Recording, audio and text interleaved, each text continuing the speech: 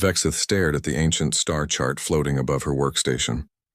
The holographic display cast blue light across her scaled features as she traced a clawed finger along the spiral arm of the galaxy. Everything was there. Every star system, every trade route, every colony world, everything except one massive region of space that simply ended at a clean, sharp border. The label read simply, Human Space. She leaned back in her chair, her tail curling with confusion. As a junior cartographer for the Galactic Concordance Archives, her job was to update old maps with new survey data. But this map, like every other map in the database for the past 800 cycles, showed nothing inside human territory. No stars, no planets, no navigation points. Just blank space with a simple warning at the border. Do not enter. What made it stranger was that nobody seemed to care. When she mentioned it to her supervisor that morning, he had simply nodded and moved on to other topics. When she asked her coworker at lunch why the maps were incomplete, he had stared at her for a long moment, then changed the subject without answering. It was like everyone knew something she did not. Or worse, like they knew but refused to remember. Vexith pulled up the historical archives, going back further than she probably should. The older maps showed more detail. 500 cycles ago, human space was marked but still blank. 700 cycles ago, the same. But then she found something. A map from 850 cycles ago, before the Great Silence. This map was different. Human space was fully charted, with dozens of star systems marked, trade routes connecting them to the rest of the galaxy, and even diplomatic stations at the borders. Humans had been members of the Concordance. They had traded with other species. They had embassies and cultural exchange programs, and then suddenly they were gone, not destroyed, not conquered, just withdrawn. The maps after that date showed the border growing, the buffer zone expanding, and the interior details disappearing as if someone had carefully erased them. Vexith felt a chill run down her spine. She pulled up the official records of the Great Silence. The entry was surprisingly short for such a major event. It read, "In Concordance Year 3247, humanity withdrew from galactic society. All treaties dissolved by mutual agreement. Border established. No further contact, that was it. No explanation, no reason. Just a simple statement of fact that somehow everyone accepted without question."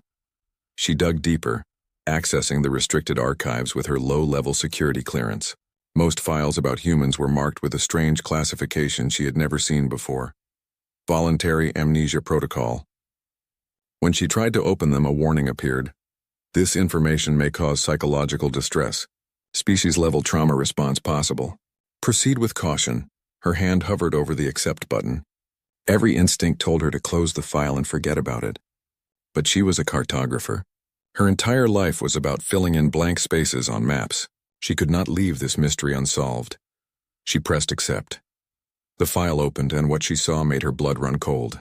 It was a military report from the time of the Great Silence.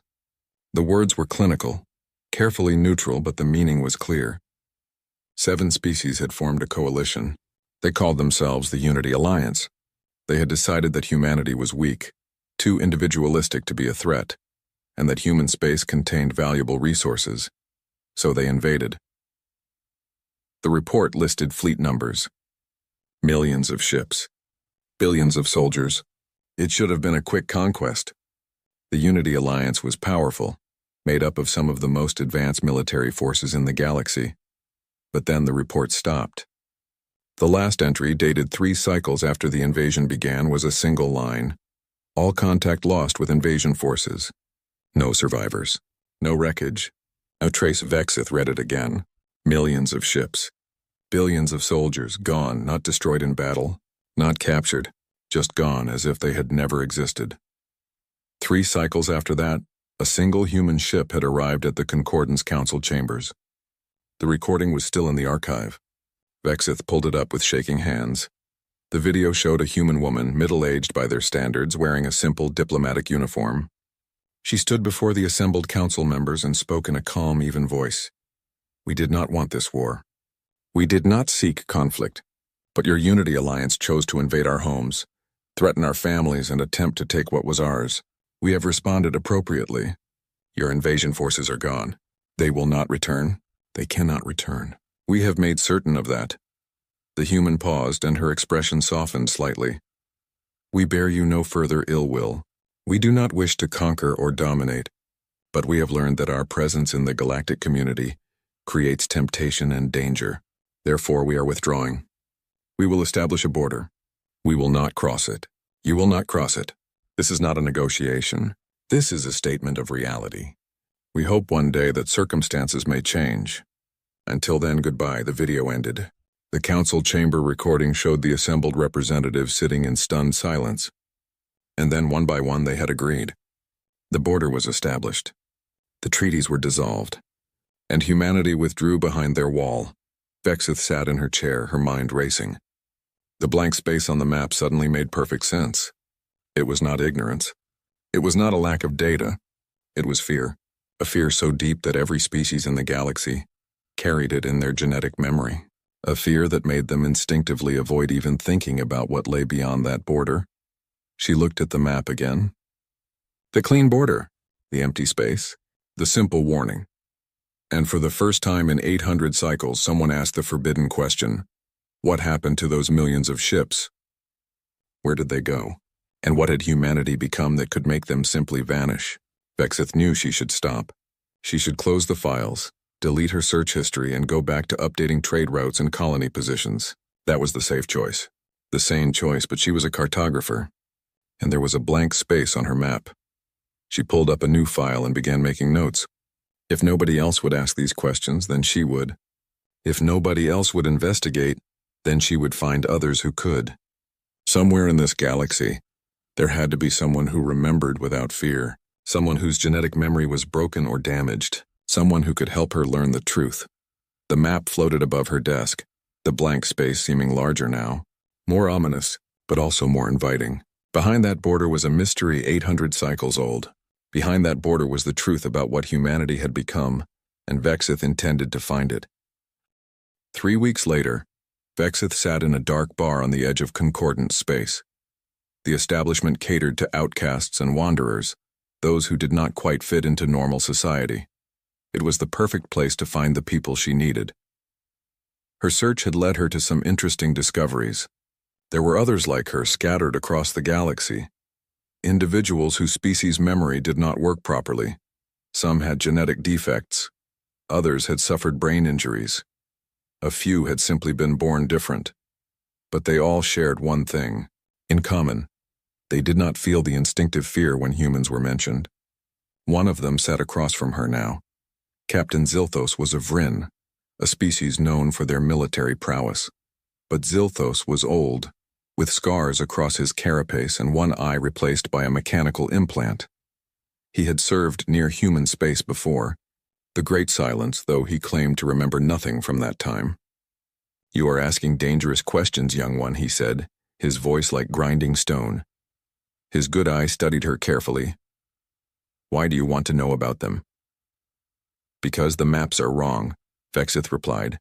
Because there is a massive blank space in our charts, and nobody wants to talk about why. Because I am a cartographer and I cannot accept incomplete data.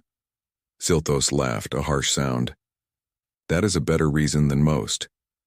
Very well. I will tell you what I know. But first, you must understand something. The fear you do not feel, it is there for a reason. Your ancestors learned something so terrifying that they coded it into their very DNA. They wanted their children and their children's children to know one simple truth. Stay away from human space. He took a long drink from his cup before continuing. I was there, he said quietly, at the border. After the invasion, they sent us to investigate what happened to the Unity Alliance fleet. We found nothing. No debris, no bodies, no energy signatures. It was as if millions of ships had simply ceased to exist, but we did find something else. What? Vexith leaned forward. Art, Zilthos said. The humans had left Art. We found 3 planets where the Unity Alliance had established forward bases. The bases were gone, but in their place were sculptures. Beautiful, terrible sculptures made from materials we could not identify. Each one was different, but they all showed the same thing. Ships frozen in impossible shapes, twisted into forms that should not exist in 3-dimensional space. He shuddered at the memory. They were not just destroyed, they were transformed, changed into something else. And the most terrifying part? Our scientists studied the sculptures. They determined that the ships were still there, still occupied. The crews were still alive inside, existing in some state we could not understand. The humans had not killed their attackers. They had turned them into warnings. Vexith felt her scales crawl. That is impossible. No species has that kind of power. No technology can do that. That is what we thought too. Zilthos agreed. But the humans did it anyway, and that was when we understood. The Unity Alliance had not attacked a weak species. They had attacked something far beyond our comprehension. Something that saw our most powerful weapons as toys. Something that could reshape reality itself. Over the next few days, Vexith met with others. A xenopsychologist named Dr. Halvan explained the science behind the genetic memory. When a species experiences extreme trauma, the fear response can be coded into their DNA and passed to future generations. Entire populations could inherit instinctive reactions to threats their ancestors faced. But this is different, Halvan said, her tendrils waving excitedly. This is not just genetic memory. This is something more. Every species in the concordance, regardless of their biology, shares the same reaction to humans. It is as if the fear itself was implanted directly into the collective consciousness of the galaxy. Could the humans do that? Vexith asked. Halvan paused. If they can turn ships into living sculptures, then yes, I believe they could. But why would they? Why create this universal amnesia? Vexith thought about the diplomatic message she had seen. The human woman's words echoed in her mind. We bear you no further ill will. Maybe it was mercy, she said slowly. Maybe they did not want us to live with the knowledge of what they had done. Maybe they thought it would be kinder to make us forget. That evening, Vexith returned to her small apartment with her head full of information. She had learned enough to understand the basics. 800 cycles ago, humanity had been attacked. They had responded with power beyond comprehension. And then they had withdrawn, taking their secrets with them. But she still did not know the most important thing. What had humanity become? What kind of beings had they evolved into that could manipulate reality itself? She pulled up the star charts again, looking at the border. It had been stable for 800 cycles. Nothing went in. Nothing came out. The humans had kept their word, but now Vexith had a choice to make. She could stop here. She had learned enough to satisfy her curiosity. She could fill in the blank space on her map with a simple note, Forbidden Zone, and move on with her life. Or she could do something incredibly stupid. She could try to cross the border. The idea was insane. Everyone she had spoken with had warned her against it. Even those without the genetic fear understood that approaching human space was dangerous. The sculptures alone proved that humans did not welcome visitors, but Vexith was a cartographer, and there was still a blank space on her map. She began making preparations. She would need a ship. She would need a crew of people who did not feel the fear. She would need supplies and equipment. Most importantly, she would need information about the border itself. How was it defended? Were there warning systems? Could it even be crossed? As she worked, she kept thinking about the diplomatic message. The human woman had said they hoped circumstances might change one day. What did that mean? Were they waiting for something? Were they hoping that eventually the galaxy would be ready for contact again? Or were they simply being polite while delivering an ultimatum? Vexith did not know, but she intended to find out. She sent out messages to everyone she had met. Captain Zilthos, Dr. Halvan, others who had expressed interest in her research. The message was simple. I am going to the border. I am going to learn the truth.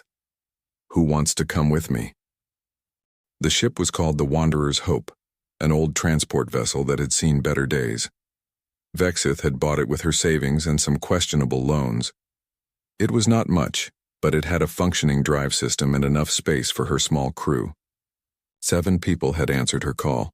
Captain Zilthos, who claimed he wanted one last adventure before he died, Dr. Halvin, who saw this as the research opportunity of a lifetime, 3 others whose genetic memories were damaged in various ways, and one very special member, X-41, was an artificial intelligence construct from before the Great Silence. It had been found in a derelict station near the border, its memory core still intact. Unlike organic beings, X-41 did not have genetic memory. It remembered everything exactly as it had happened.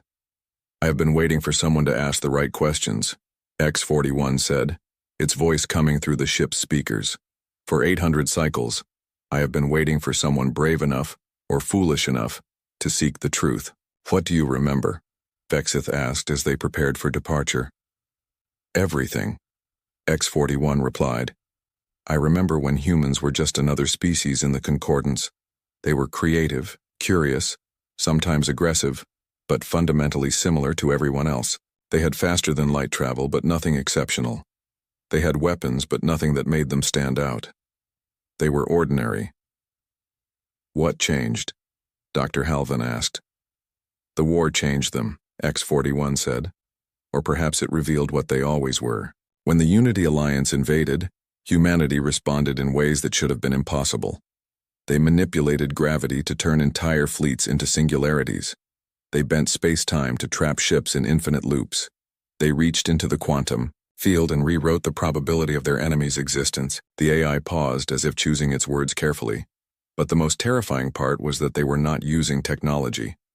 They were doing it themselves. Individual humans, acting together, somehow channeling forces that should have required massive machinery and enormous power sources. It was as if the war had awakened something dormant in their species, something that had been sleeping, waiting for a reason to emerge. The Wanderer's Hope left port 3 days later. They set course for the buffer zone, the empty region of space surrounding human territory. It would take 2 weeks to reach the border at normal speeds. As they traveled, X-41 continued to share its memories. It told them about the sculptures Zilthos had mentioned. There had been more than 3. Dozens of them, scattered throughout the buffer zone. Each one was a masterpiece, and each one was a warning. One sculpture showed a fleet of ships woven together into a spiral pattern that somehow existed in 4 dimensions. Another showed vessels transformed into crystal structures that sang with harmonics from multiple universes.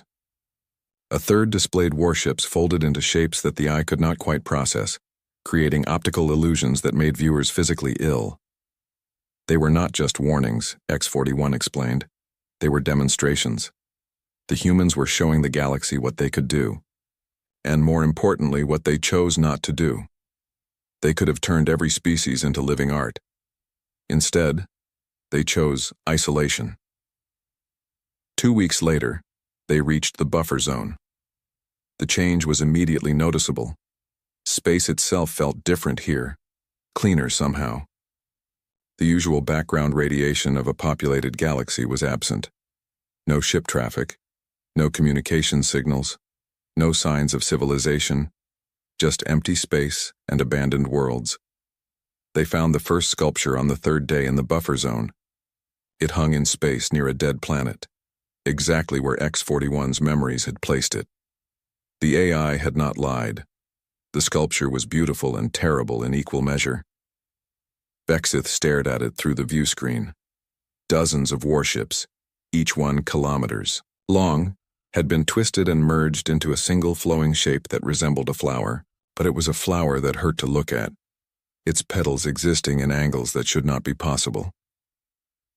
Dr. Halvin ran scans. The readings are impossible. The ships are still there. The crews are still alive inside. But they exist in a state of suspended time. For them, only a moment has passed since they were transformed. They will stay like this forever unless something changes them back. "Can they be changed back?" one of the crew members asked. "Only by whoever did this to them," Halvin replied. "Only by humans." They continued deeper into the buffer zone, finding more sculptures. Each one was different. Each one showcased a different aspect of human capability. One showed ships converted into living ecosystems, with plants and animals that should not exist growing from the metal. Another displayed vessels turned into musical instruments, their hulls vibrating with sounds that created emotions directly in the mind. They were playing, Zilthos said, his voice filled with old fear. The Unity Alliance sent their best warriors, their most advanced weapons, and the humans treated it like a game. They were not trying to win. They were experimenting, testing their abilities. Finally, after 5 days in the buffer zone, they reached it, the border. It was not a physical wall or a line of defense stations. It was simply a place where space changed. On one side, normal space-time.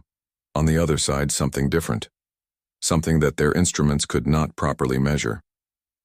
Vexith brought the ship to a stop at what she estimated was a safe distance. They all gathered on the bridge, staring at the view screen. Before them, hanging in space, was a simple holographic message. It appeared in every language known to the Concordance, including several that had gone extinct. The message read, "Turn back.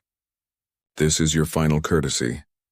Cross this line and we cannot guarantee your safety, not from us but from what we have become. We do not wish to harm you. Please do not make us choose." "So they are still here," Halvin whispered. "Still watching, still aware of us. They never left," X-41 confirmed. "They just withdrew. There is a difference." Vexith studied the message. The wording was careful, polite, but also absolute. This was not a negotiation. It was a simple statement of reality. "What do we do?" one of the crew asked. Vexith thought about the sculptures, about the Unity Alliance fleet that had disappeared, about 800 cycles of silence. And then she thought about why she had come here in the first place, because there was a blank space on her map. She took a deep breath and opened a communication channel toward the border. "This is Vexith of the Galactic Concordance. I am a cartographer. I have come to fill in the blank space on my map. I do not seek to invade or threaten. I only want to understand. Will you speak with me?" For 3 hours, nothing happened. The crew waited in tense silence, watching the border. Vexith had almost given up hope when the sensors detected something approaching. It was not a ship. At least not in any conventional sense. Space itself seemed to fold and unfold, and suddenly there was a vessel where moments before there had been nothing. It did not fly toward them. It simply became present in their vicinity, as if it had always been there and they had only just noticed. The design was beautiful and alien. It looked organic, like a living thing grown rather than built. Smooth curves and flowing lines that seemed to shift and change when viewed from different angles. A communication signal came through. "Voice only. May I come aboard?" a woman asked. Her tone was warm, almost friendly. "I promise I mean no harm. I just thought it would be easier to talk face to face." Vexith looked at her crew. Everyone was nervous, but they had come this far. She activated the comm. "You are welcome aboard the Wanderer's Hope." The woman appeared in their airlock without any visible means of transport. One moment the space was empty, the next she was there as if she had simply decided to exist in that location. She was human, appearing to be in her 30s with dark hair and kind eyes. She wore a simple uniform that looked like it came from centuries ago. "My name is Elena Vasquez," she said, extending her hand in the human gesture of greeting. "I am a commander in the Human Concordance Defense Fleet. Or at least I was. The titles do not mean much anymore." Vexith carefully shook the offered hand. "How old are you?" she asked, unable to help herself. Elena smiled. 417 standard cycles. I was 28 when the war started. I am still 28 in most ways that matter. We do not age anymore. Not in the way we used to. They gathered in the ship's common area. Helena sat comfortably, seemingly at ease despite being surrounded by alien species. She accepted a drink that Dr. Halvin offered, though Vexith suspected she did not need it. "I know you have questions," Elena began. "I will answer what I can. But first you need to understand something. We did not want this. We did not want to become what we are. The war forced it upon us. What are you?" Vexith asked directly. Elena took a long breath. "That is a complicated question. The simple answer is that we evolved, or perhaps ascended is a better word. When the Unity Alliance invaded, humanity was desperate. We were facing extinction, and in that moment of crisis, something in our species awakened, a potential that had always been there, dormant, waiting." She paused, collecting her thoughts. "We started being able to affect reality with our minds. not in the way of psychic powers or magic. It was more fundamental than that. We could reach into the quantum field and influence probability.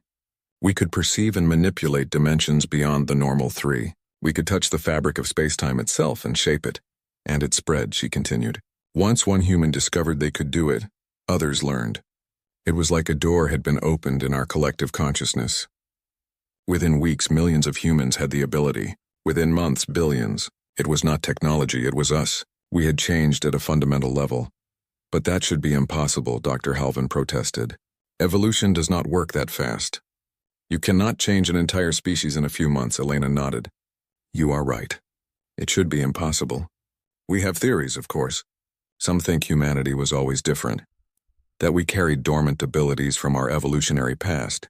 Others believe we unconsciously altered our own genetics in response to the threat. A few think something else intervened, though we have no proof of that. She stood and walked to the viewport, looking out at the border. Whatever the cause, the result was clear. We stopped the invasion. We did more than stop it. We demonstrated that we could reshape reality on a scale that terrified even us. And then we realized the terrible truth. We were dangerous, not because we wanted to be, but because we could not fully control what we had become. What do you mean? Zilthos asked. Elena turned back to face them. Our very presence affects other species. When we are near you, your thoughts are not entirely your own. You begin to see things the way we see them. Your free will becomes compromised. It is not intentional. We are not trying to control you, but it happens anyway. We exist in multiple dimensions simultaneously, and other beings get caught in our wake. She sat back down, her expression sad. That is why we withdrew. Not because we feared retaliation. Not because we wanted to conquer and needed time to prepare. We left because we were becoming a threat to everyone around us. We were changing reality just by existing, and we could not stop it. The only solution was isolation. The sculptures, Vexith said quietly. The Unity Alliance ships. You left them as warnings, yes and no, Elena replied. They were warnings, but they were also art. We had become beings that could create on a scale we never imagined. The ships that attacked us were tools of war and conquest. We transformed them into expressions of beauty. It was our way of showing that we bore no malice. We could have destroyed them completely. Instead, we chose to create. Can they be saved? Halvin asked. The crews inside? Helena nodded. Yes. If the galaxy ever asks if you are ready to face us again, we can restore them. They exist in suspended time. For them, barely a moment has passed.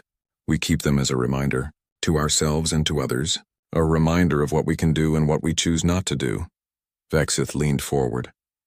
You said if we are ready. What does that mean? When will the galaxy be ready? Elena smiled, a touch of sadness in her expression. When you can look at us without fear. When you can interact with us without your instincts screaming to run away. When you can accept that we are different now, but still your friends, still your neighbors, still human despite everything we have become. She stood, preparing to leave. You came here seeking knowledge, Vexith. I have given you what I can. Now you have a choice. You can take this knowledge back to the Concordance. You can begin the slow process of helping your people remember without fear, or you can forget. And I will ensure that forgetting is painless and complete. The choice is yours. Vexith stood as well, meeting Elena's eyes. I want to remember. I want to help others remember. I want to fill in the blank space on my map, not with warnings or fear, but with hope, with the understanding that one day maybe we can be neighbors again. Elena smiled, genuine warmth in her expression. Then you will be our ambassador. We will protect your memories, shield them from the genetic fear, and when you return to the Concordance, you can begin the long work of reconciliation. It may take centuries, but we are patient. We have learned patience in our isolation. Elena offered to show them something before they left. With the crew's permission, she guided their ship across the border. Vexith felt no physical change, but her instruments went wild. The laws of physics seemed different here, more flexible. What they saw beyond the border was impossible to fully comprehend. Space itself had been reshaped. Planets existed in configurations that should not work. Stars burned with colors that did not belong in the normal spectrum. And everywhere, there were structures that hurt the eye to look at directly. This is what we have built, Elena explained. Worlds that exist in multiple dimensions at once, cities that span timelines, gardens that grow in spaces between spaces. We have learned to shape reality like artists shape clay. This is our home now. It is beautiful, Vexith whispered. And terrifying. Yes, Elena agreed. Both of those things. We have become something magnificent and strange, something that cannot easily coexist with other species. But we miss you. We miss the community we had. We miss being part of the galaxy. She brought them to a viewing platform that overlooked a structure unlike anything they had ever seen. It was a gathering place, Elena explained. Millions of humans could meet here, their minds touching across dimensions, sharing thoughts and experiences simultaneously. We are lonely, Elena said simply. For all our power, for all we can do, we are isolated. We chose this isolation to protect you, but it comes at a cost. We remember what it was like to have alien friends, to learn from other cultures, to be part of something larger than ourselves. After several hours, Elena brought them back across the border. The Wanderers' hope settled back into normal space, and the crew took a collective breath they had not realized they were holding. Before you go, Elena said, I will give you a gift. She reached out and touched Vexith's forehead. Vexith felt a warmth spread through her mind. Your memories are now protected. The genetic fear cannot touch them. You will remember everything you have learned, and you will be able to share it without the automatic terror that has gripped the galaxy for 8 centuries. She did the same for each crew member, including X-41, though the AI claimed it did not need the protection. One more thing, Elena said. She handed Vexith a small device. This is a communication beacon. When your people are ready, when the fear has faded and understanding has grown, activate it. We will know, and we will come, not as conquerors or gods, but as neighbors, as friends, as humans. How long will that take? Zilthos asked. Elena smiled. Centuries, perhaps, maybe longer. We do not age, so we can afford to be patient. We have learned that rushing only creates more fear. The galaxy needs time to heal, time to process what happened, time to choose to remember rather than being forced to remember. She looked at each of them in turn. You are the first ambassadors of a new age, the bridge between what was and what might be again. It is a heavy responsibility, but I believe you can carry it. You have already proven your courage by coming here.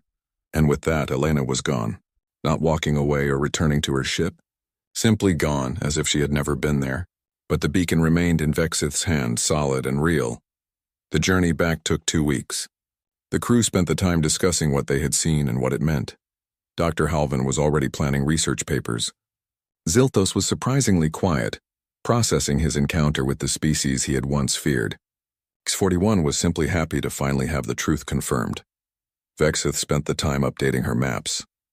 She filled in the blank space with careful detail. Not the impossible structures they had seen, but simple notations.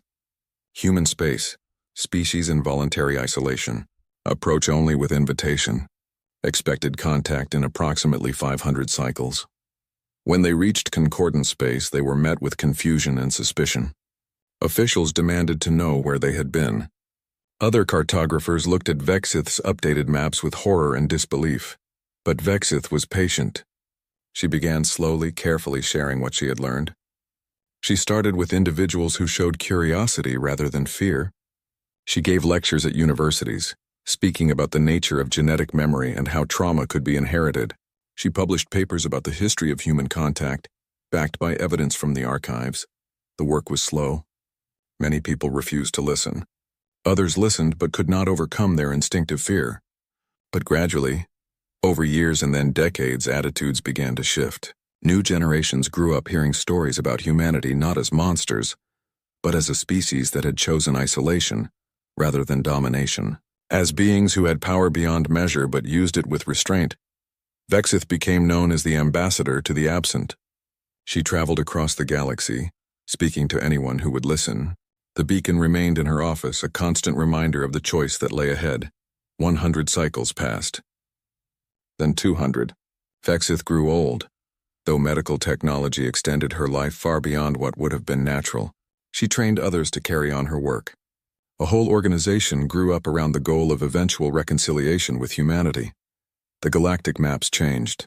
Slowly the blank space filled in, not with detailed surveys but with acknowledgement. Human space, friends in waiting, remember without fear. On the 300th anniversary of her journey to the border, Vexith stood before the Concordance Council. She was very old now, her scales dulled with age, but her mind was sharp and her purpose was clear. "I believe we are ready," she said. "Not all of us. Not perfectly, but ready enough. Ready to extend an invitation. Ready to say that we remember, we understand, and we choose hope over fear." The council debated for weeks. Finally, they agreed. The vote was not unanimous, but it was enough. Vexith activated the beacon. 3 days later, Elena Vasquez arrived at the Concordance chambers. She had not aged a day. She looked exactly as she had 300 cycles ago, when she had first met Vexith at the border. She smiled when she saw Vexith. "Thank you for remembering us. Thank you for not forgetting. Thank you for giving us hope that one day we might come home." The negotiations began slowly, carefully. Humans would not fully rejoin the Concordance, not yet, but there would be contact. Cultural exchanges, shared research, small steps toward a future where both sides could coexist. Vexith watched the first human cultural delegation arrive, and she felt something she had not felt in cycles. Not fear, not confusion, but joy. She returned to her office and pulled up the galactic map one last time. The blank space was still there, but it had changed. Now it showed human territory marked with a single word that represented 300 cycles of work, countless conversations, and the hope of 2 civilizations. The word was simple. The word was perfect. The word was friends. Commander Jack Winters stared at the bright screen in front of him. His blue eyes reflected the red warning lights that flashed across the display. The alien ships looked like sharp diamonds as they broke through Earth's last line of defense. His hands gripped the edge of the metal table until his knuckles turned white. "Sir, we've lost contact with the Pacific Defense Grid," said Lieutenant Olivia Martinez. Her voice stayed calm even as people ran back and forth in the underground. "Shelter." The bunker walls shook as another bomb hit the city above them. Jack nodded slowly. "How many ships made it through?" "Too many to count, sir." Olivia looked down at her tablet. "Reports are coming in from all major cities. New York, London, Beijing, Moscow. They're all under attack. The United Earth Defense Force had been fighting the Zendari for 3 years now. The aliens had first appeared near Jupiter, their fleet seeming to blink into existence from nowhere. They sent no messages, made no demands. They simply began to advance toward Earth. Humanity united as never before. Old enemies became allies overnight as the world's nations pooled their resources and technology. But it wasn't enough. The Zendari, weapons cut through Earth's best shields like they weren't even there. Jack moved to the main viewing screen where a live feed showed the smoking ruins of Denver. The once proud city now lay in pieces. Tall buildings had been reduced to piles of concrete and twisted metal. The alien ships hovered above, their crystalline surfaces reflecting the fires below. "Commander," called out Communications Officer Peter Garcia, "we're receiving an emergency broadcast from Admiral Blackwood." The main screen flickered, and the tired face of Susan Blackwood appeared. Her gray hair was tied back in a tight bun, and a fresh cut ran across her forehead. "All remaining military personnel," she said, her voice crackling through static. "This is not a surrender. This is a tactical retreat. Protocol Exodus is now in effect. I repeat, Protocol Exodus is now in effect." A heavy silence fell over the bunker. Everyone knew what Protocol Exodus meant. It was the plan they hoped would never be needed. The evacuation of key military and scientific personnel to the colony on Europa, one of Jupiter's moons. It meant they were abandoning Earth. "Sir?" Olivia's voice broke the silence. "Your orders?" Jack took a deep breath. "Sound the evacuation alarm. We have 30 minutes to get our people to the launch bay." The next half hour passed in a blur of activity. The bunker held 200 of Earth's best minds, scientists, engineers, soldiers. Each had been chosen months ago as part of Protocol Exodus, though many had hoped the day would never come. Jack moved through the chaos, helping people gather essential equipment and data cores. The ground continued to shake with each new bombing run. "Commander," called Dr. Frank Miller, the lead scientist of Project Firewall, "we need to take the samples." Jack followed the scientist to his lab where several containers sat in a special cooling unit. Inside each one were biological samples, the results of 3 years of studying the Zendari. These might be our only hope of understanding their weaknesses, Frank said as he carefully packed the containers. A massive explosion rocked the bunker, sending both men crashing to the floor. The lights flickered off, then the emergency power kicked in, bathing everything in a dim red glow. That was too close, Jack said, helping Frank to his feet. We need to move now. They rushed to the launch bay where 3 transport ships waited. Most of the bunker personnel were already loaded with only a few stragglers still boarding. Commander, called Olivia from the entrance of the middle ship, we've saved you a seat. Jack turned to take one last look at the bunker that had been his home for the past year. Another explosion hit, closer this time. Dust and small pieces of concrete rained down from the ceiling. Sir, we need to go now, Olivia shouted. Jack nodded and ran for the ship. As soon as he was aboard, the doors sealed shut. He made his way to the cockpit where Captain Lisa Brown was preparing for launch. Everyone's aboard, Jack told her. Get us out of here.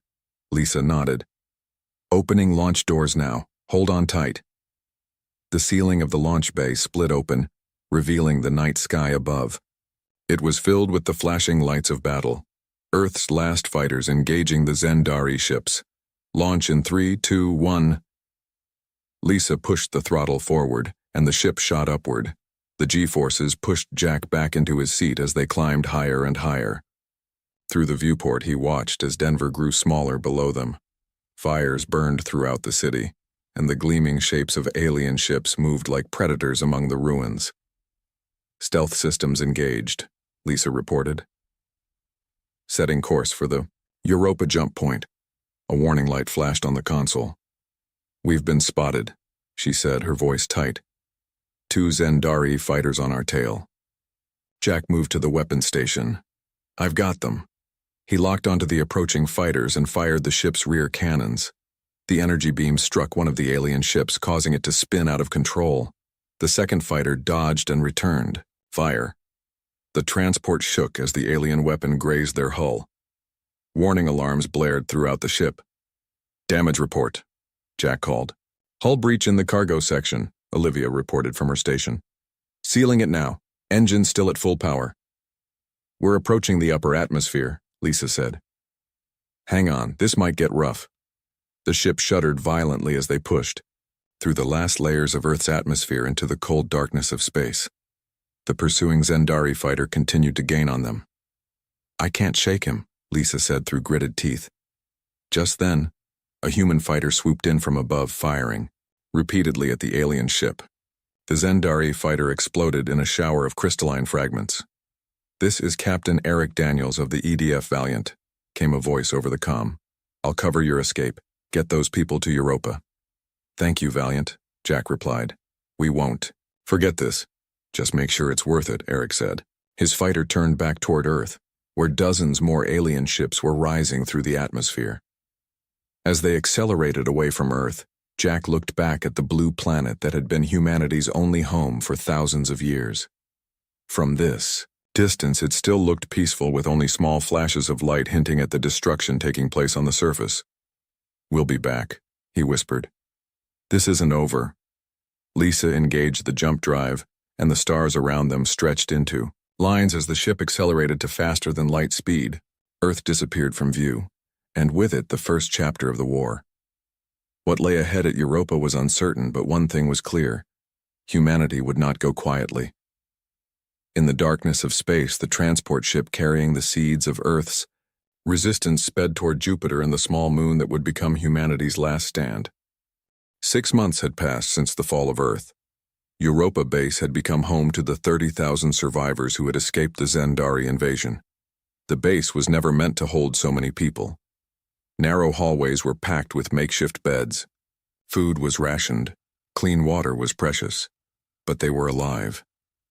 Dr. Alan Reeves had not slept more than 4 hours at a time since their arrival. His lab was small, just a converted storage room with equipment brought from Earth. The lights buzzed above him as he studied the samples through his microscope. The door slid open, and Colonel Kate Foster walked in. Her uniform was worn at the edges but still neat. Dark circles under her eyes showed her exhaustion. "Any progress?" she asked, looking over his shoulder. Alan rubbed his tired eyes. "Yes. Finally, yes." He motioned her closer to a screen on the wall. "Look at this." The screen showed cells reacting to a green substance. Most of the cells broke apart, but a few remained whole. "What am I looking at?" Kate asked. "Human blood, cells exposed to the Zendari bioweapon, the same weapon that killed millions on Earth." Alan pointed to the cells that remained intact. "These cells are from Sergeant Ryan Adams. They don't die when exposed to the toxin." Kate's eyes widened. "He's immune?" "Not exactly immune. His cells have a unique protein that breaks down the toxin." Alan switched to another image. "I found 23 people on the base with similar genetic markers. Some have stronger resistance than others." "Can we use this to make a cure? Something to protect everyone?" Kate asked, hope rising in her voice. Alan shook his head. "Not a cure. Something better." He pulled up another file on the screen. It showed a human silhouette with highlighted areas. "We can enhance these people, change their bodies to not just resist the toxin but use it. Maybe even turn it against the Zendari." Kate stared at the screen. "You're talking about creating super soldiers. I'm talking about giving humanity a fighting chance." Alan's voice was firm. "The Zendari never accounted for this genetic variation. It could be their first mistake." Kate was quiet for a long moment. "Who are the 23? Alan handed her a tablet. "I've compiled their files. Different backgrounds, different skills. The only thing they have in common is this genetic marker." Kate scrolled through the list. Ryan Adams was a civilian pilot before the invasion. Samantha Wells was a marine biologist. Greg Mason was a special forces operative. "Have you spoken to any of them yet?" she asked. "No. I wanted your approval first. The enhancement process." Alan hesitated. "It won't be easy for them. There will be pain, and we can't be sure everyone will survive." Kate's face hardened. "The alternative is extinction. Gather them all in the main hall at 800 tomorrow. I'll explain the situation myself." The next morning, 23 confused people sat in the main hall. Some wore civilian clothes, others military uniforms. They whispered among themselves, wondering why they had been summoned. Colonel Foster walked onto the small stage. The room fell silent. "6 months ago, we fled from Earth," she began. "Since then, we've been hiding, surviving. That changes today." She looked at each face in the crowd. "Dr. Reeves has discovered something in your blood. Something that makes you special." She explained the discovery in simple terms. How their bodies had a natural defense against the alien toxin. How this could be enhanced. "I won't lie to you," she continued. "The enhancement process will be painful. Some of you may not survive. But those who do will become humanity's best hope. Our fiercest warriors." Ryan Adams stood up. He was tall with broad shoulders and short brown hair. "You're asking us to be guinea pigs?" "I'm asking you to be heroes," Kate replied. "This is voluntary. No one will force you." Samantha Wells spoke next. She was slim with dark skin and determined eyes. "Will it help us take back Earth?" "If it works, yes," Kate said. "You'll be able to fight the Zendari on equal terms." One by one, they asked questions. What would the enhancements do? How long would the process take? Would they still be human afterward? Alan answered as honestly as he could. The enhancements would make them stronger, faster. Their bodies would be able to neutralize Zendari toxins. The process would take weeks, and yes, they would still be human, but changed. Greg Mason, a muscular man with a scar across his chin, had been silent until now. "I've lost my wife, my daughter, and my home to these aliens. If there's even a small chance this will help us fight back, I'm in." A murmur ran through the group. Heads nodded in agreement. "When do we start?" Greg asked. 3 days later, the first phase began. The 23 volunteers were moved to a sealed section of the base. Special beds were set up, connected to machines that would inject the enhancement serum directly into their bloodstreams. "The first injection will be the worst," Alan explained as they prepared. Your body will fight against the changes. It will feel like you're burning from the inside. Ryan Adams lay on one of the beds, his arm connected to the injection machine. Will we be awake for all of it? Yes, Alan said. We tried sedatives in the lab tests, but they interfered with the process. I'm sorry. Samantha Wells took a deep breath on her bed. For Earth, she said. The others repeated after her, a small ritual to steel themselves for what was coming. For Earth, Alan nodded to his team. Begin the process. The machines hummed as the serum flowed into their veins. For a few moments, nothing happened. Then Ryan gasped, his back arching off the bed. One by one, the others began to react. Some screamed. Some bit down on mouthguards to stay silent. All of them suffered. Colonel Foster watched from behind a glass window. How long will this phase last? She asked Alan. 12 hours for the first injection. Then they'll have 8 hours to rest before the next one. His face was grim. There will be 5 injections total. Kate nodded. And if they survive? Then we begin training them to use their new abilities. Alan looked through the glass at the suffering volunteers. And we prepare for Operation Firebrand. That night, 7 of the volunteers died. Their bodies rejected the enhancements, shutting down one system at a time. The medical team worked frantically to save them, but it was too late. The 16 who survived woke to a new reality. Their bodies felt different, stronger. When Ryan Adams squeezed his hand into a fist, the metal rail of his bed bent. Samantha Wells found she could hear conversations from rooms away. As they recovered between injections, they formed a bond. They were no longer just survivors. They were becoming something new. Earth's last hope. The Firebrand soldiers. And on the other side of the solar system, the Zendari continued their systematic destruction of Earth, unaware that humanity was about to change the rules of the war. The training facility on Titan was cold and dark. Saturn's largest moon offered the perfect place to prepare the Firebrand soldiers. Its heavy gravity and thick atmosphere helped push their enhanced bodies to new limits. Greg Mason ran around the track for the 50th time. His lungs did not burn. His legs did not ache. The changes to his body had made him stronger than any normal human. He could run for hours without stopping. Faster, called Dr. Alan Reeves through the speaker system. You need to be faster. Greg pushed himself harder. The world around him seemed to slow down as he moved. His feet barely touched the ground between steps. To anyone watching, he looked like a blur. In another part of the facility, Samantha Wells practiced with her new abilities. She stood in a room filled with containers of Zendari toxin. The green gas swirled around her, touching her skin. Instead of burning her, it was absorbed into her body. She could feel it strengthening her. Focus on pushing it out through your hands, instructed Colonel Kate Foster from behind a protective shield, directed at the target. Samantha closed her eyes. She felt the toxin moving through her body, following her commands. She raised her hands toward a metal target and pushed. Green energy shot from her palms, melting the metal on contact. Ryan Adams worked in the weapons room. His enhanced reflexes allowed him to assemble and disassemble guns at impossible speeds. He could throw a knife and hit a target 100 yards away. His eyes could see details normal humans would miss. Your reaction time is twice as fast as yesterday, said the training officer. Whatever they did to you, it's still changing you.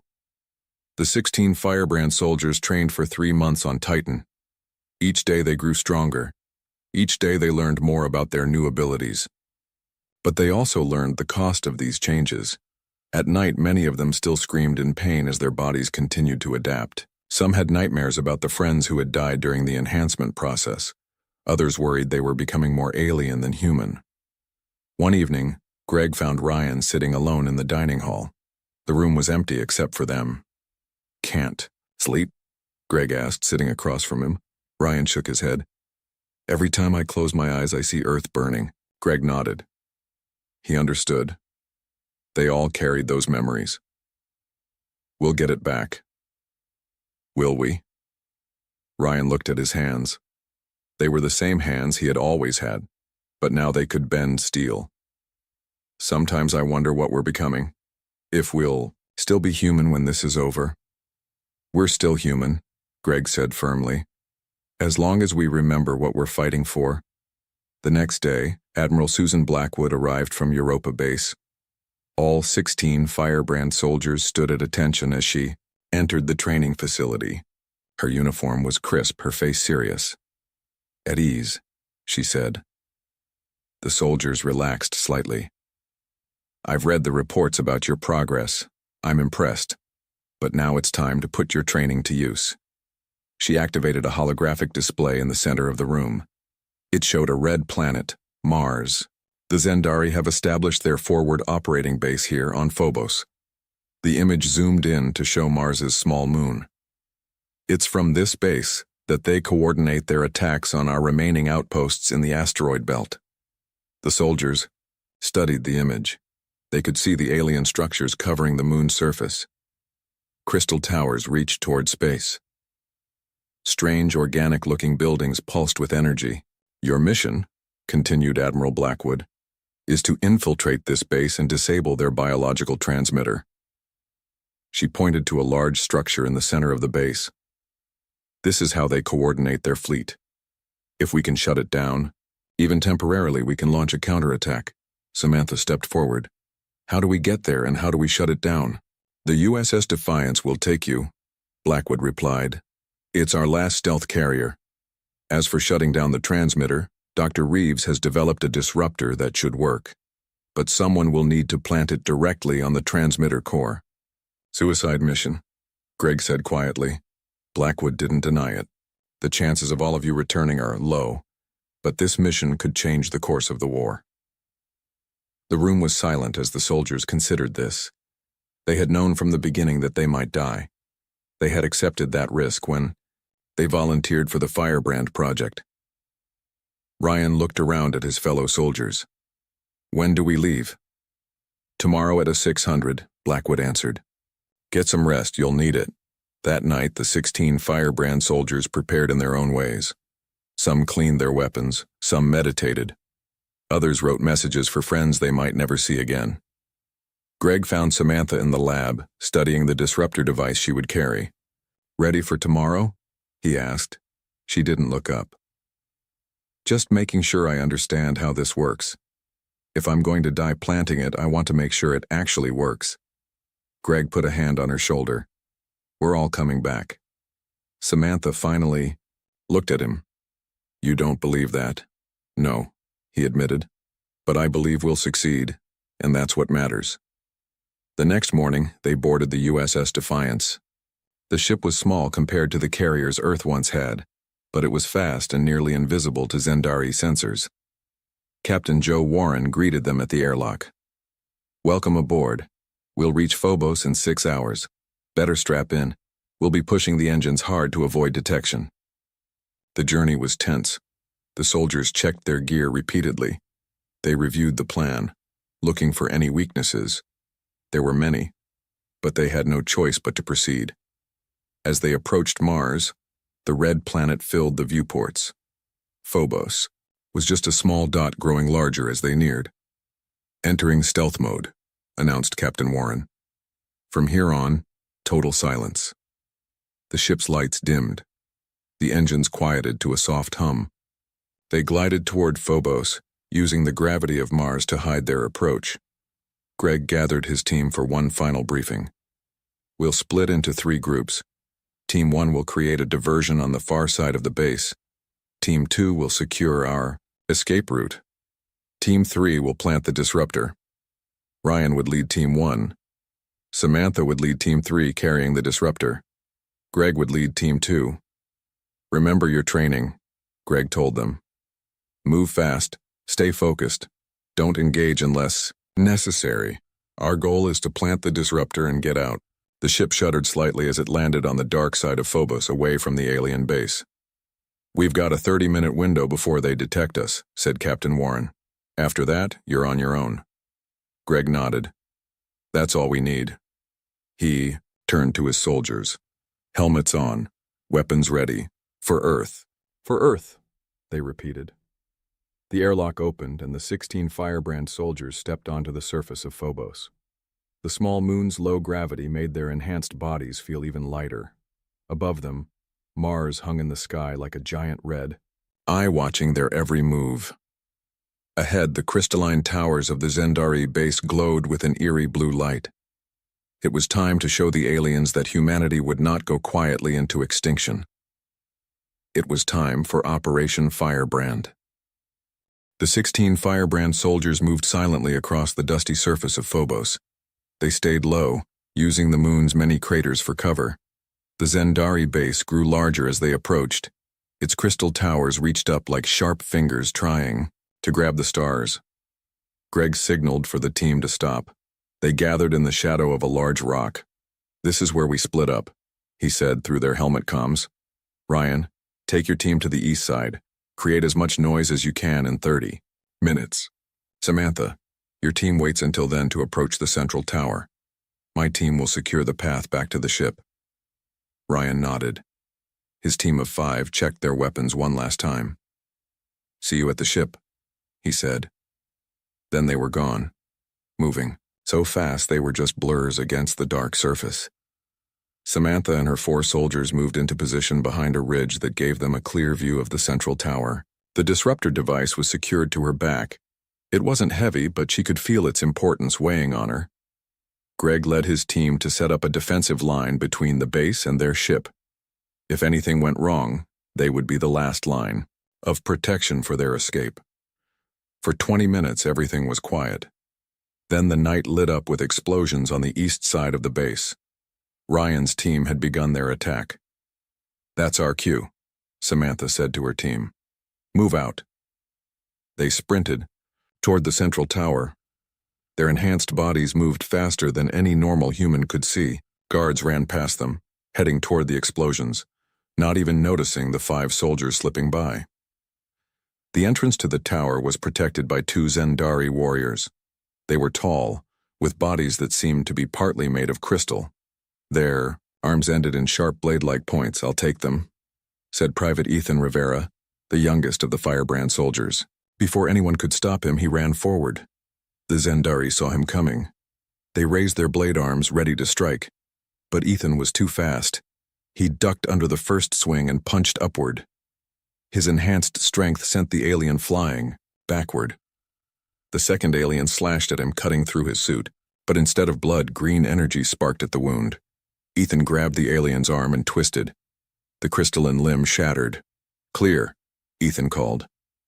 The wound on his chest was already healing, his modified body absorbing the Zendari toxin and using it to repair the damage.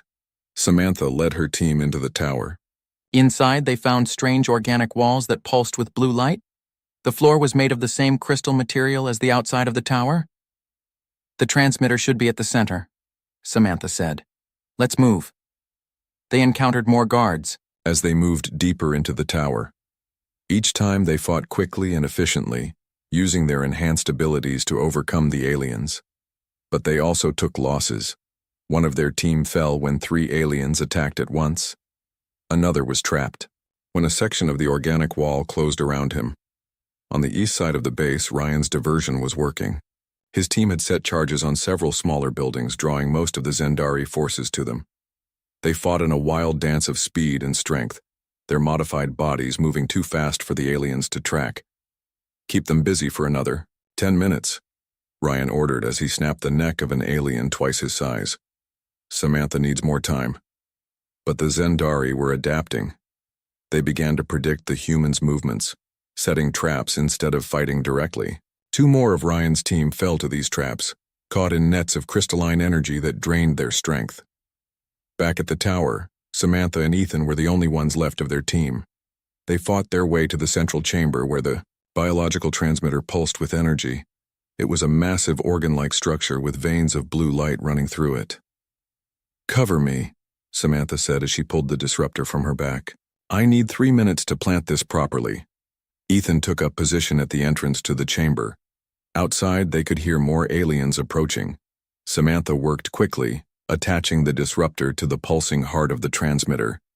The device began to sync with the alien technology, its lights changing from green to blue. "Hurry!" Ethan called as he fired his weapon at the approaching aliens. "We're about to have company." Just as Samantha finished setting the disruptor, a massive alien entered the chamber. It was different from the others, nearly 12 feet tall, with multiple arms and a body that glowed with internal light. An overseer. Ethan turned his weapon on it, but the shot seemed to do nothing. The overseer moved with surprising speed, grabbing Ethan and lifting him off the ground. "Run!" Ethan shouted to Samantha. "Get out of here!" But Samantha didn't run. She had completed her mission, but she wouldn't leave Ethan behind. She reached deep inside herself, feeling the Zendari toxin that her body had absorbed over months of training. With a scream, she released it all at once. Green energy exploded from her, filling the chamber. The overseer dropped Ethan, its body convulsing as the toxin it used as a weapon was turned against it. Samantha collapsed to her knees, drained but still conscious.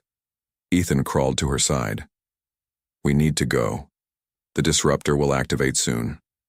They staggered out of the chamber, supporting each other. All around them, the tower was beginning to shake as the disruptor interfered with the biological systems of the base. Outside, the battle continued. Ryan had lost all but one of his team. They were surrounded, fighting back-to-back against a circle of aliens. Just as it seemed they would be overwhelmed, the tower behind them pulsed with energy. A wave of disruption spread outward. The effect on the Zendari was immediate. They stumbled, their movements becoming uncoordinated. The crystal parts of their bodies dulled, losing their glow. The hive mind that connected them was broken. "It worked," Ryan said in disbelief. "It actually worked." Greg's voice came through their comms. "All teams, fall back to the ship now. The disruption won't last long." The surviving Firebrand soldiers fought their way back to the landing site. Of the 16 who had landed on Phobos, only 9 made it back to the USS Defiance. Samantha and Ethan were the last to arrive, still supporting each other. As the ship lifted off, they watched through the viewport.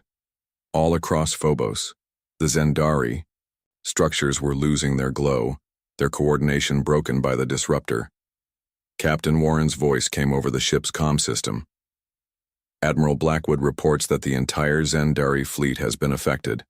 They're scattered and disorganized. Our ships are moving in to attack."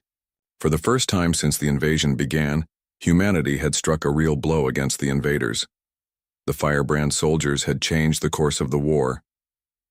As the USS Defiance sped away from Mars, Greg opened a channel to Europa base. "This is Firebrand Actual," he reported. "Phase 1 complete. The enemy is vulnerable. Commencing Phase 2. Samantha looked at the faces of her surviving comrades. They were tired and injured, but there was something new in their eyes. Something that had been missing for too long. Hope. The war was far from over, but the tide was turning. Humanity had found its strength, and the Zendari were about to learn just how fierce Earth's warriors could be when fighting for their home. 1 year had passed since Operation Firebrand. The successful mission to Phobos had changed everything. With the Zendari communication network disrupted, humanity had seized its chance to fight back. Admiral Susan Blackwood stood before the United Earth Council on Europa. Her uniform was cleaner now, with new medals pinned to her chest. The dark circles under her eyes were still there, but there was something else in her gaze now. Pride.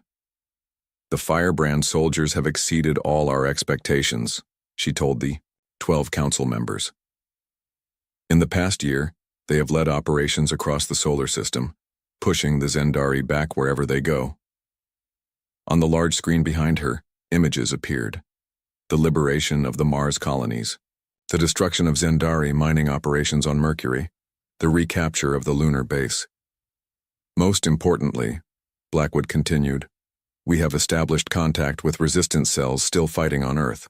The Firebrand soldiers have been transported to key locations around the globe to lead these resistance fighters." The screen showed new images.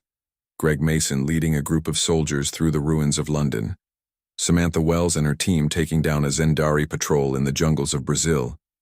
Ryan Adams standing on top of a destroyed alien ship in what was once Chicago. We are reclaiming our home piece by piece, Blackwood said. Cities are being liberated one by one. The Zendari no longer have total control of Earth. Council Chairwoman Linda Bishop leaned forward. What about civilian casualties? How are our people surviving on Earth? Better than we feared, Blackwood replied. The Zendari never intended to wipe out all humans. They wanted Earth's resources, not its complete destruction. Many people survived in underground shelters or remote areas. Now they're coming out to join the fight. The council members talked among themselves, impressed by the progress. But one member, Dr. Paul Chen, raised his hand. What about the firebrand soldiers themselves? Dr. Reeves reported some concerning developments in their physiology.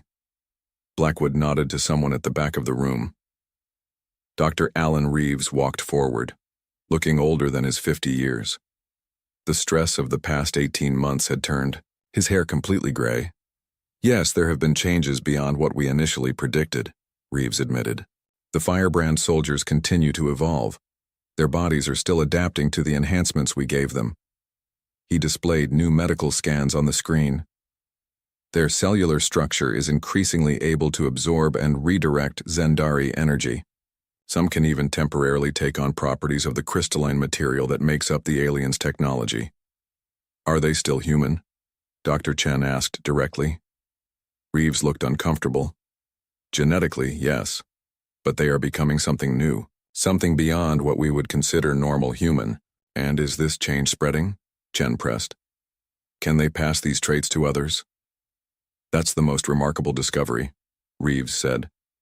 These modifications appear to be hereditary. Children born to firebrand soldiers will naturally carry these enhancements without needing the painful procedures the first generation endured.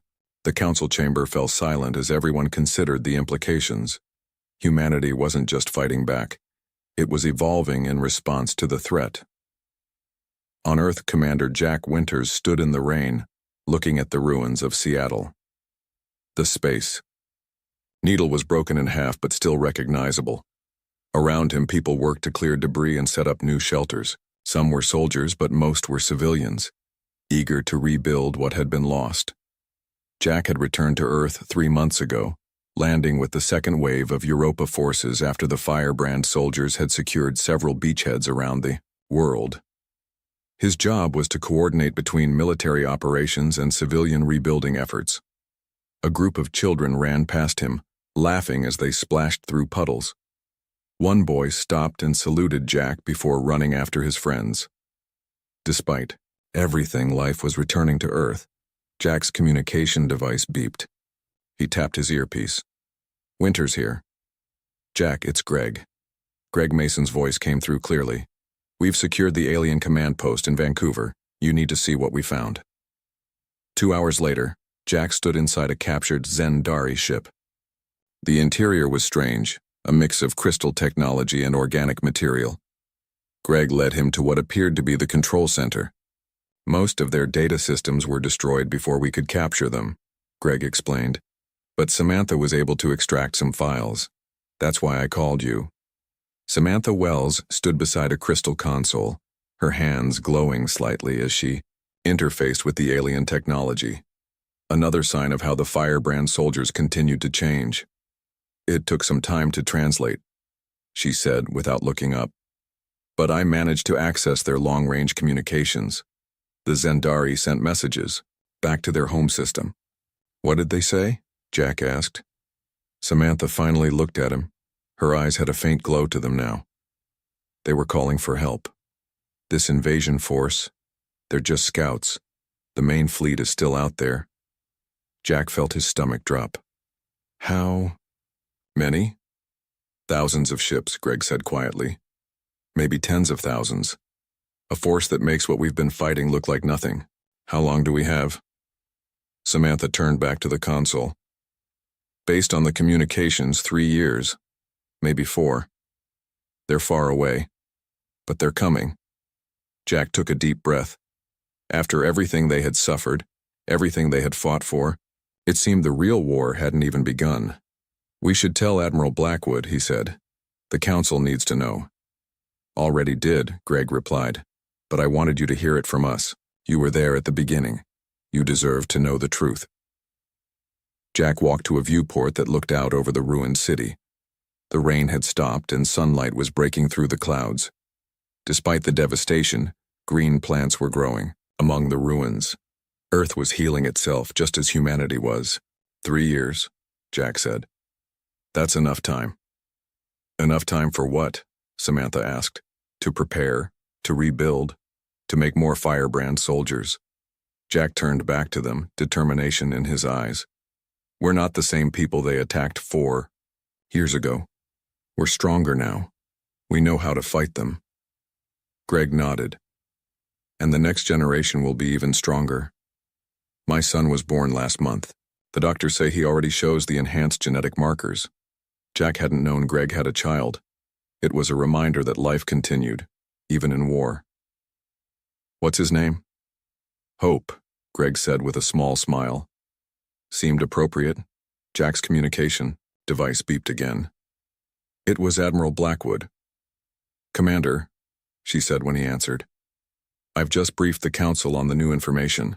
They've approved Project Phoenix. We're expanding the Firebrand program. I want you to lead it. Jack looked at Greg and Samantha, the first of Earth's new defenders. They had changed the course of the war once. They would do it again. I accept, Jack said. When do we start? Immediately, Blackwood replied. The real fight is just beginning.